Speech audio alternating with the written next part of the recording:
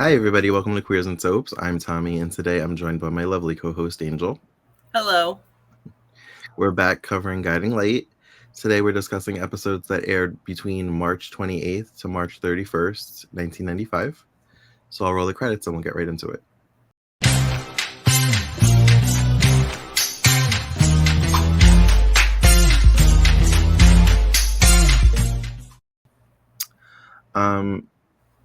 I always say this, but I guess because whenever we do like every other thing, I forget where we were. But they did replay kind of the last things that we saw. I thought we were done with reading. It wasn't HB, was it? HB, yeah, you're right. Oh, it is. Okay.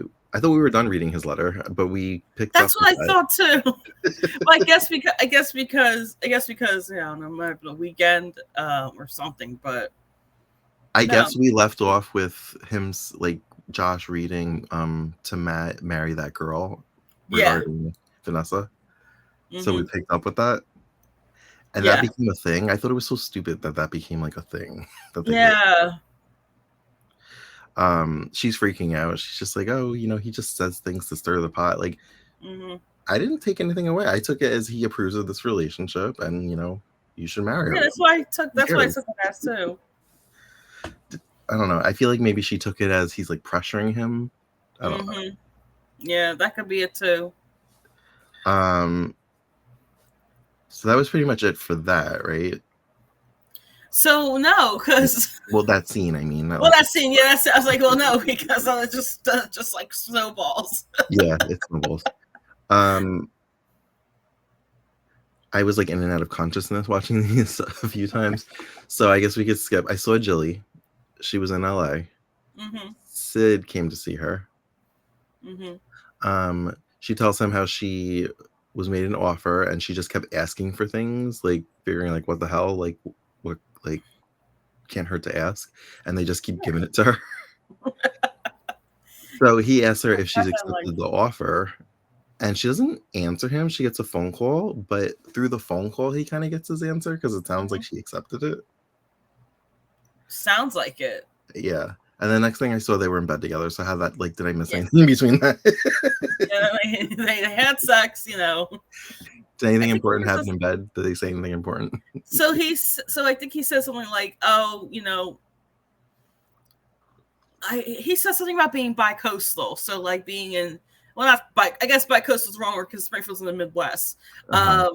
So as we established in the in the live stream, the phone number is 217? Yeah, 217, and that's Illinois. So okay, so he was willing to try. He was willing to try. Yeah, he was willing to go from like Illinois to California. Okay.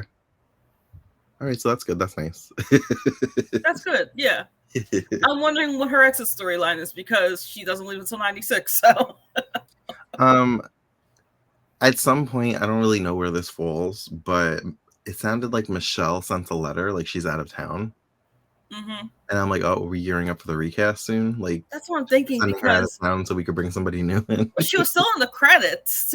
Rachel Miner was still in the credits, so it like listed as Michelle. So I'm wondering if like maybe we'll see her a few more times and then we'll get Rebecca Budig. Okay. Well, Rebecca comes in later in the year, right? Like fall, yeah, like October-ish, something like that.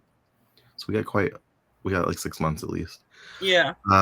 Which for our time is like a year.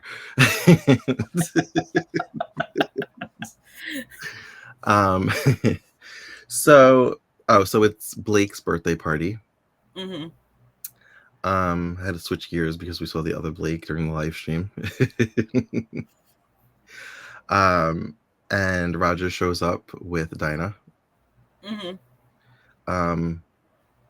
I heard her mention Holly got upset and left. I didn't see Holly at the party. I must have been dozing when this happened. Yeah, so she came to the party. No, I think Roger came first. Okay. And he was just like standing around. Holly comes in second, and then Ross and Blake come in afterwards. And where was Dinah in all this? She wasn't like on his arm or anything. No. I think Dinah came later after Ross and Blake. Okay.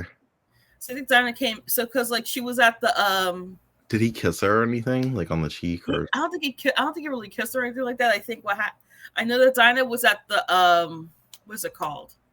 That like bar that Tangy works at. Okay, I don't remember the name. If I ever I don't know the name either. And she was dancing with Mindy. Mindy was there. She was like, dancing with Mindy. She asked Mindy to borrow like $50. Okay. Tangy recognized her as the girl from the airport when she first came in. Right. Mm-hmm. Wow, I missed Tangy. I was just supposed to say we didn't see Tangy this week.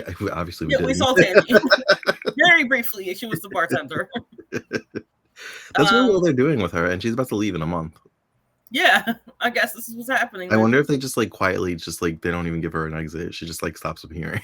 Maybe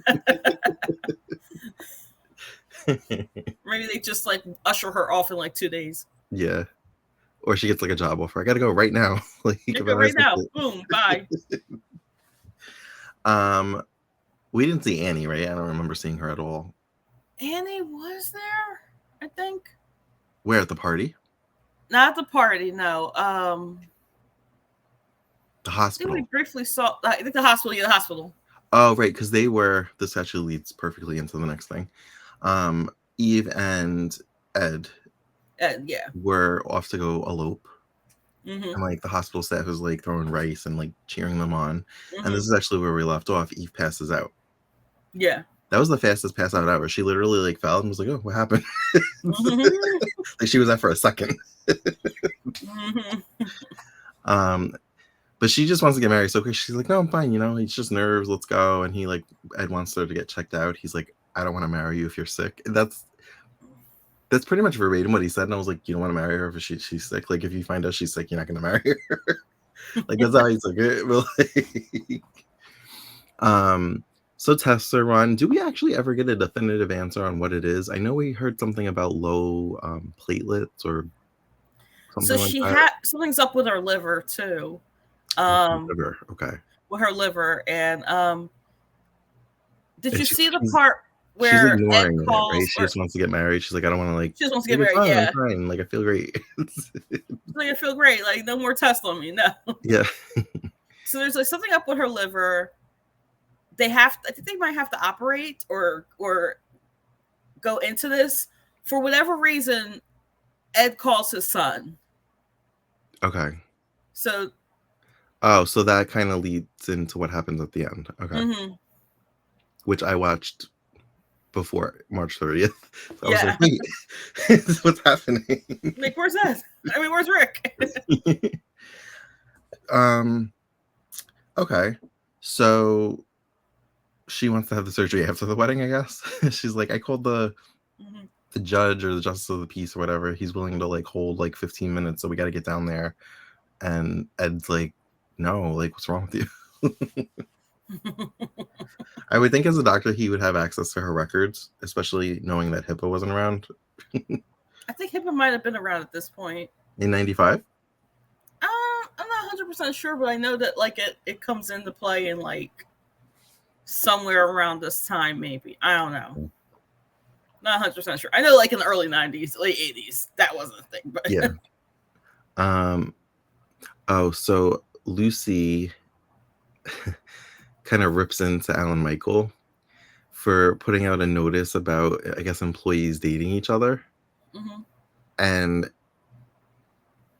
I'm guessing he didn't do it because he was a little defensive about it. But oh no, I think it was Brett.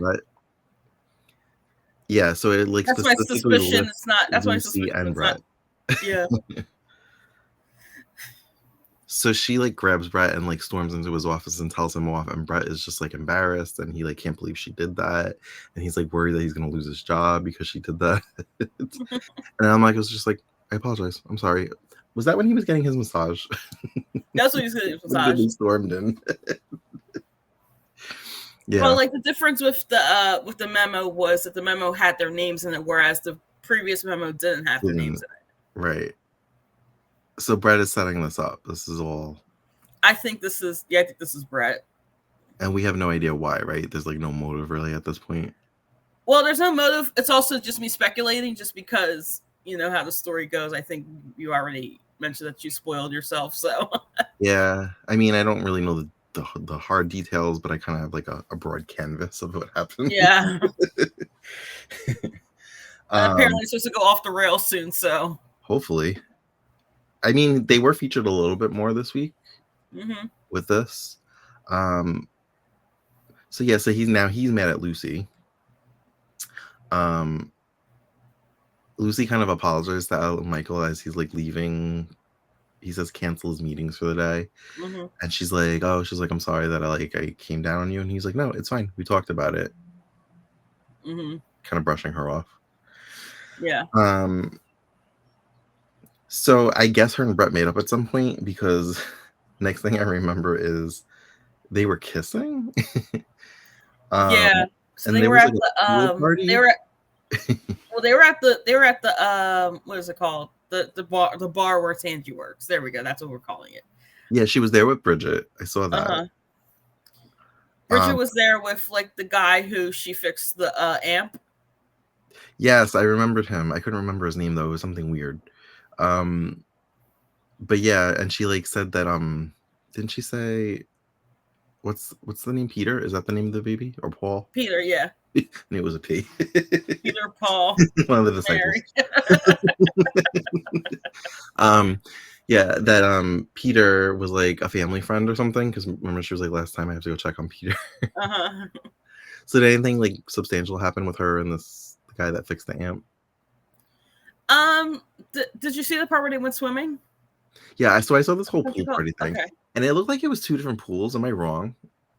Because later there's like a thing with Matt and Vanessa, and then there's like, I feel like there was like a pool thing. It could have been the same pool. I think it was the same pool, yeah. Okay. Maybe it was just empty, because it felt like there was a party, and then it felt more private with Vanessa and Matt. Well, no, because they sneaked in. Brett, Bridget, Lucy, and the guy, and the amp guy, they snuck into the pool, and Bridget and the amp guy ran away, and then that left that left Lucy and Brett. Right. They got arrested for skinny dipping. Well, because they broke in. But they got arrested just because they broke. Were they skinny dipping though? They weren't Well, I think Brett was. Not Bridget. Lucy had like a had clothes on. But I'm guessing. So Bridget also got arrested? No, Bridget and the amp guy didn't get arrested because they escaped before they could. Oh. Well, they got bailed out. Do we know who bailed them out? Nah, probably. I think was it Buzz? I don't think it was Buzz. It couldn't have been Buzz. No, because I don't think she wanted her father to find out about it. Yeah, it wasn't Buzz. I forgot. I know because I know like Cutter wanted to make an example out of specifically Brett because he's kind of rich. So yeah, part of me thought maybe Brett just like posted his own bail. That's what I'm thinking. But all right. Well, so then with Dinah, the next thing I saw was, I guess she got home before Blake and Ross. And she got her hands on some money. She was like snooping around their bedroom, got her hands on some cash. She hides under the bed as they come stumbling in and like fall on top of the bed. I didn't see how she got out of there. How did she get out of there? I didn't see that either. Oh, so maybe they didn't show it? Maybe she was just out of there somehow? Yeah, I personally didn't see it because like I was working while I was watching. Okay. So she got out of there. Yeah, I might have turned away to do some stuff, and then I was listening to it and didn't and heard it, but didn't like comprehend it. So so she gets out of there and she makes a phone call, and Blake picks up the phone and hears her saying, "I got the money I owe you," or something. But that wasn't Roger, right? No, that was not Roger. Okay. So then later we see Blake with like a flashlight, and she's going to her equipment where she has like the phone tap to listen. I guess the old tapes or whatever was recorded. But Ross catches her doing that. Yeah. Is this at the house, or do they have like an office? It's at the house, I think. Yes, I think this is at the basement. Oh, in the basement. Okay. Yeah. All right. So that's kind of where that ended.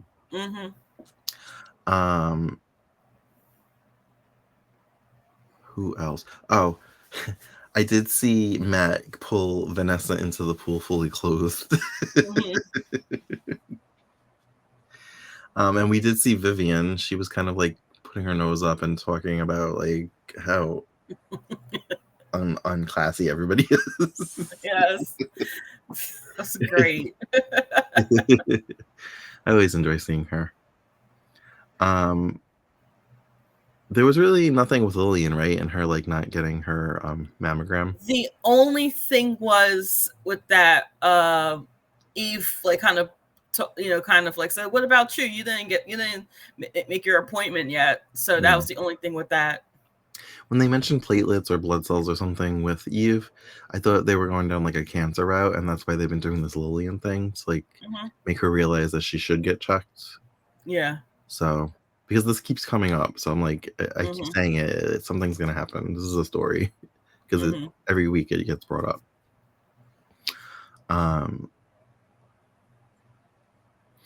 There really wasn't anything big with Josh and Annie. There wasn't, no, except like. Well, there wasn't really anything big. They did mention that like he wanted to go out with her, and he mentioned like the phone call that she got by somebody. I know who the guy is that was on the other line. I'm just not going to say it. I don't want to spoil it, but like okay. Having watched that 1990 episode, I can't help but notice that Beth is not around, Philip's not around. They're not on the show right now, right? They're not on the show right now, no. But Lillian did mention going away to see Beth and Lizzie and Philip. So who's Lillian to Beth? Is that her mother? mother? Lillian is Beth's mom. Oh, okay. Oh, I didn't know that. Yeah. Okay. All right. I'm getting more of the family trees. I think in about a year, Beth shows up. Maybe a year or two, Beth shows up. Okay. Yeah. Philip comes first, but then Beth comes afterwards, and then. Okay. And then like the last thing with Ed was, that was Rick Bauer that came home. You said. I was looking at him and I'm like, who is this? I'm like, at first I'm like, is that Dylan? And it's not. But I'm like, so I'm like, Rick. I was like, she'll clarify because they didn't say his name. So is this a recast?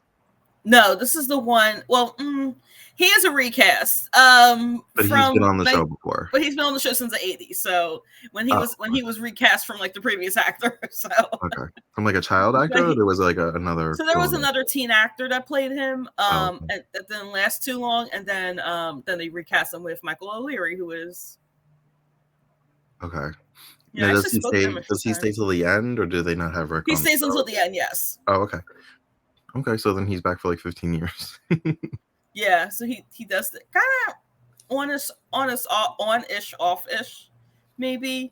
Like I have him recurring, but like he does stay consistently through the rest of the time that Guiding Light's on the air. When Dinah came back and they had that party where she revealed that she was back, did you say that the person that she marries was in the room? Yes, the person that she marries is in the room. Okay, so then it's not Rick. It's not Rick. I was like, did she say that was at the party, or that the person she marries will be on the show soon? So I'm like, is it Rick? But no. So he was at the party, whoever she marries. Roger wasn't there. Well, so I think I say that she already shared a scene with him, or she already shared a scene. She already shares scenes with the person that she marries. Yes. Oh my God, could it be Matt, her mother's boyfriend? I can tell you that it isn't. Okay. Yeah. Huh. I wonder who it could be. I'm not gonna think about it too hard. I'm just gonna live it. Were there any other characters that I missed? It was 4 episodes. What did I say about? Yeah. Okay. Yes. No, I just already said that thing about Annie. We didn't see Nick, right? We didn't see Nick at all. We saw Mindy, but not Nick. And we didn't see Alexandra. Nope. I don't think we even saw not Roger. Alan. I don't think we saw Alan. There wasn't